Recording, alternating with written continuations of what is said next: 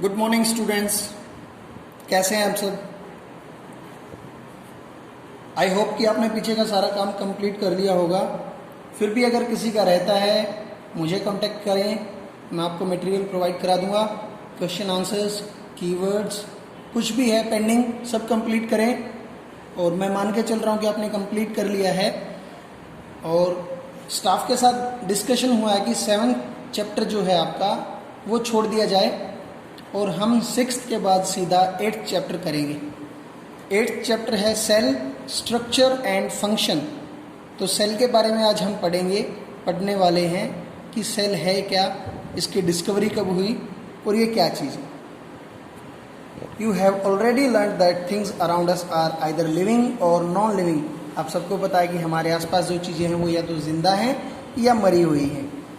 अब अगर कुछ और थोड़ा सा डिटेल में जाएं कि ये जिंदा चीज़ें हैं वो किस चीज़ से बनी हुई हैं, तो उनके अंदर फिर डीपली अगर जब हम जाएंगे तो हम सेल के बारे में पता कर सकते हैं। हमें पता चलेगा कि जो हमारे बॉडी पार्ट्स हैं, जो ऑर्गन्स हैं, जिस चीज़ से बने हुए हैं उसका जो बेस है, जो स्ट्रक्चरल यूनिट है, structural unit of an organ is called cell. Cells में भी कंपेयर टू ब्रिक्स।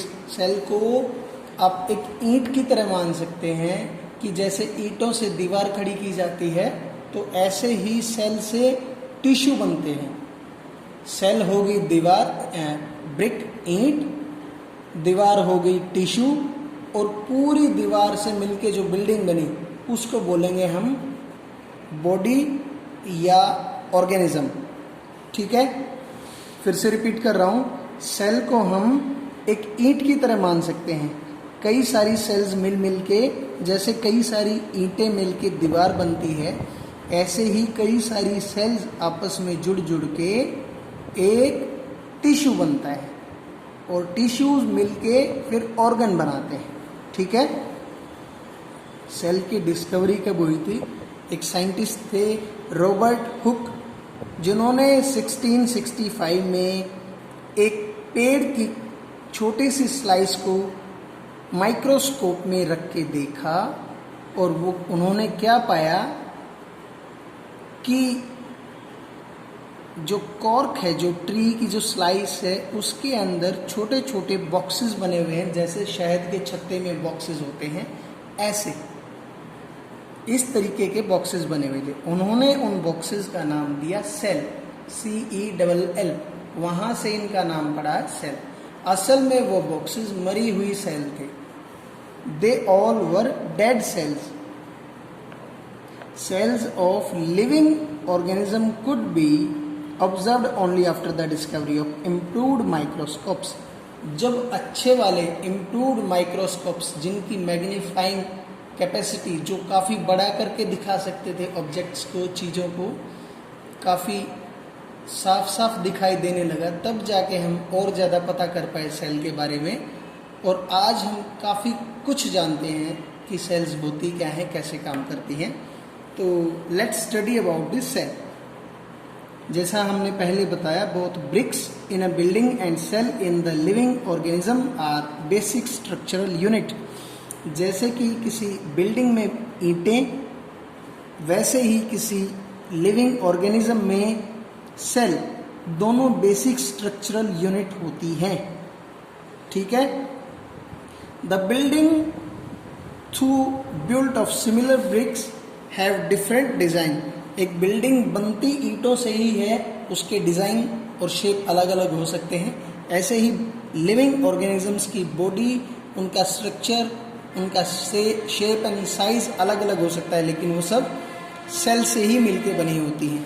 और एक इंटरेस्टिंग बात बताता हूँ, द एग ऑफ ए हैन, जो मुर्गी का अंडा होता है, वो एक सिंगल सेल होती है और वो तो काफ़ी बड़ा होता है। उसके लिए माइक्रोस्कोप भी नहीं चाहिए, उसको आप खुली आँखों से, नेक्ड आई से भी आप देख सकते हैं। अब यहाँ पे देखो, जैसे ब्रिक वॉल दिखाई दे रही है, ईंटें आपस में जुड़ के पूरी दीवार बनाई है, ऐसे ही ऑनियन पील, ऑनियन का, प्याज का एक छिलका उतार के, झिल्ली उतार के, उसको माइक्रोस्कोप के अंदर रख के ये फ़ोटो लिया गया है। आप देख सकते हैं ये छोटी छोटी ऐसे दीवार की शेप में, और ये जो राउंड है इसमें, ये जो सर्कल दिख रहे हैं, ये सेल है, ठीक है। Organisms show variety in cell number, shape and size. Organisms में अलग अलग वैरायटी की सेल नंबर होते हैं, शेप और साइज होता है। जैसा कि मैंने बताया कि बिल्डिंग का जैसे अलग अलग शेप एंड साइज होता है, सबके घरों का साइज अलग है, डिज़ाइन अलग है, ऐसे ही लिविंग ऑर्गेनिजम्स के साइज अलग हैं, शेप अलग हैं और सेल नंबर भी अलग अलग हैं। किसी में मान लो 1 करोड़ सेल से बनी हुई है कोई बॉडी, कोई 5 करोड़ से बनी हुई है, कोई 500 करोड़ से बनी हुई बॉडी है। तो किन चीज़ों से? सेल से। 500 करोड़ सेल से बनी हुई है, 5 करोड़ सेल से बनी हुई है।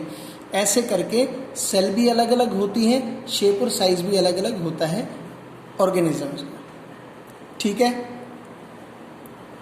अब ये पता कैसे किया? वो पता किया माइक्रोस्कोप से, जो कि अच्छे वाले माइक्रोस्कोप्स थे जो ज़्यादा क्लैरिटी के साथ दिखा सकते थे, ठीक है। Number of cells, can you guess the number of cells in a tall tree और huge animal like the elephant? आप एक एलिफेंट या किसी बड़े पेड़ के सेल्स को आप काउंट कर सकते हैं। तो ये कह रहा है the number of runs into billion and trillions. तो उनके अंदर करोड़ों, अरबों या कहें आप खरबों सेल होती हैं एक इतने बड़े एनिमल के अंदर, ठीक है। Organisms made of more than one cell, ऐसे ऑर्गेनिजम्स जो एक से ज़्यादा सेल से बने होते हैं उन्हें कहते हैं मल्टी सेल्यूलर। मल्टी का मतलब है मैनी, बहुत सारे, एंड सेल्यूलर का मतलब होता है सेल। तो ऐसे ऑर्गेनिजम्स जो मोर देन वन सेल से बने होते हैं उन्हें मल्टी सेल्यूलर ऑर्गेनिज्म कहते हैं। The number of sales being less in smaller organisms does not affect the functioning of the organism. अगर किसी ऑर्गेनिज्म में सेल कम या ज़्यादा है तो वो कोई अफेक्ट नहीं डालते उसके फंक्शन पे, उसका फंक्शन एज इट इज़ चलता रहेगा, चाहे उसके अंदर सेल कम है या ज़्यादा है किसी ऑर्गेनिज्म के, ठीक है। You will be surprised to know that an organism with billions of cells begins life as a single cell which is the fertilized egg. आप आश्चर्यचकित होंगे कि इतने ज़्यादा सेल कैसे बन गए एक ऑर्गेनिज्म में। एक एलिफेंट जो इतना बड़ा है उसमें इतने सारे सेल जो हैं वो शुरुआत में एक सिंगल सेल से ही बने हैं बढ़ के, है ना कमाल की बात। शुरू में एक सिंगल सेल था जब वो अपनी माँ के पेट में था, और सिंगल सेल से फर्टिलाइज्ड एग होके वो इतने करोड़ों अरबों खरबों सेल बन गए आफ्टर बर्थ। अब हम यहाँ पे सिंगल सेल के एग्जाम्पल्स देखते हैं जिन्हें हम यूनिसेलुलर ऑर्गेनिज्म कहते हैं, जिसके एग्जाम्पल हैं अमीबा एंड पैरामेसियम। ये अमीबा जो है ये सिंगल सेल से बना होता है, ये एक ही सेल है।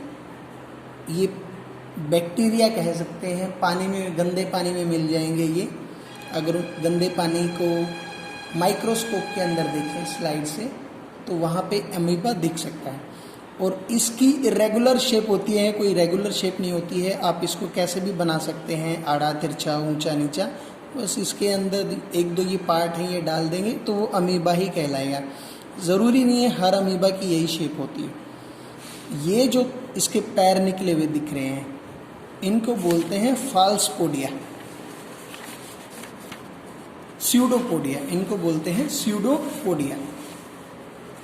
स्यूडो का मतलब होता है फाल्स और पोडिया का मतलब होता है फिट, मतलब ये नकली पैर होते हैं। तो अमीबा की कोई शेप या साइज नहीं होता है, शेप नहीं होती है, वो कैसा भी हो सकता है। शेप वो चेंज करता रहता है अपने फूड को अट्रैक्ट करने के लिए, मूव करने के लिए, और उसको कैच करने के लिए, कैप्चर करने के लिए, ठीक है। सिंगल सेल ऑर्गेनिज्म अमीबा में सब काम होते हैं, ये सारे काम कर लेता है। फूड को कैप्चर भी करता है, सांस भी लेता है, उसको खाता भी है, पचाता भी है, और उसको एक्सर्ट मतलब बचे हुए को निकाल भी देता है, ठीक है। तो ये एक लिविंग ऑर्गेनिज्म है। हमारे ब्लड में जो वाइट ब्लड सेल होती हैं वो भी अनदर एग्जाम्पल हैं सिंगल सेल का, जो कि अपनी शेप चेंज कर सकते हैं। दिस इज इम्पोर्टेंट, आप नोट डाउन कर सकते हैं। White blood cell in human blood is another example of a single cell which can change its shape। एक ऐसी सेल, सिंगल सेल, जो अपनी शेप चेंज कर सकती है, उसका एग्जाम्पल है white blood cell in human blood. अब इनकी शेप क्या क्या हो सकती है? इनकी जो सेल है, सेल की शेप हो सकती है स्फेरिकल शेप हो सकती है या फिर स्पाइंडल शेप हो सकती है। ये ब्लड के अंदर मिलती हैं, इस टाइप की जो सेल हैं वो ब्लड के अंदर मिलती हैं। Spherical red blood cells of human, ये स्पाइंडल, आगे पीछे से पतली, बीच से थोड़ी सी मोटी, इनको स्पाइंडल शेप मसल सेल बोलते हैं। ये मसल्स के अंदर मिलती हैं।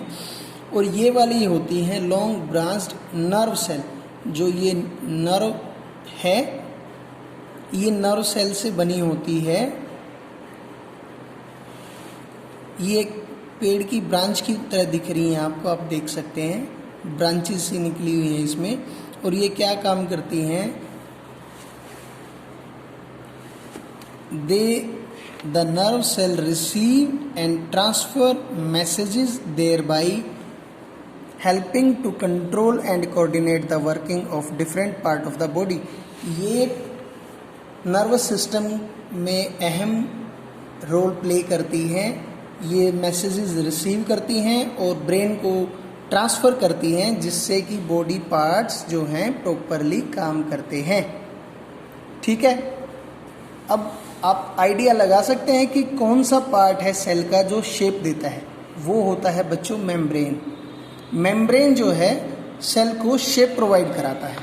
ठीक है, और शेप के ऊपर सेल वॉल भी होती है मेम्ब्रेन के ऊपर। Cell wall is an additional covering over the cell membrane. Cell membrane के ऊपर सेल वॉल, दीवार, जैसे कि अमीबा के ऊपर आप देखेंगे, ये देखिए ये दीवार बनी हुई है, ये सेल वॉल है ये। ठीक है, इसके ऊपर बनी हुई है, एडिशनल कवरिंग है ये। So membrane gives shape and rigidity to these cells. इनको एक ठहराव, रिजिडिटी का मतलब होता है थोड़ा सा टाइटनेस, है ना, एक आउटर लेयर को टाइटनेस और शेप प्रोवाइड कराती है।